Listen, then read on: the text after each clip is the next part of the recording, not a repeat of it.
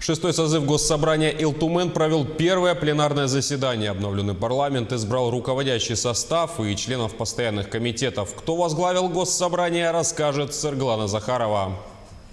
Первый день пленарного заседания Госсобрания Ил-Тумен завершился. Я напомню, что это было первое совещание в новом составе. В этом году созыв шестой по счету. Судьбоносными стали выборы председателя парламента и его заместителей. На этот пост была выдвинута всего одна кандидатура – Петра Гоголева, декану юридического факультета Северо-Восточного федерального университета. Стоит отметить, что это его первое избрание на пост народного депутата.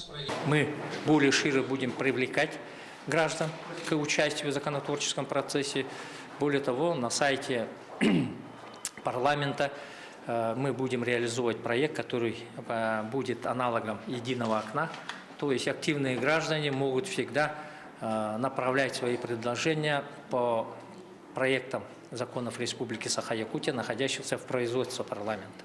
Состав собрания значительно изменился. Среди членов парламента немало юристов, в том числе и сам спикер. Да и в целом в депутатском корпусе появилось много перспективных кадров. Самому молодому депутату 25 лет. Я учился сперва в городе Якутске, получается техникум, юридический факультет закончил. Потом я на данный момент заканчиваю Московский государственный университет. Я буду помогать студентам после окончания университета в трудоустройстве, допустим, в первую очередь.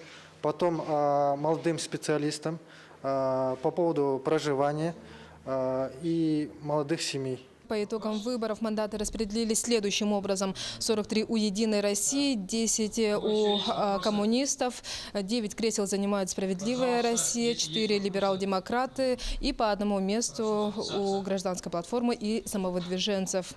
Новый состав депутатов готов к работе. Большое внимание они в своей работе собираются уделить аграрному сектору и социальным вопросам. Я как аграрник и представитель аграрного вуза, конечно, буду обращать внимание на развитие аграрного сектора, улучшение качества образования, чтобы молодежь трудоустроился, чтобы качество образования было лучше, ну и в целом, чтобы у нас бюджет был сильный.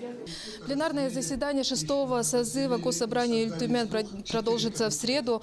В первый день они успели рассмотреть 3 проекта закона, касающихся льгот и социальных выплат ветеранам труда и тыла, а также налогообложения людей пенсионного возраста.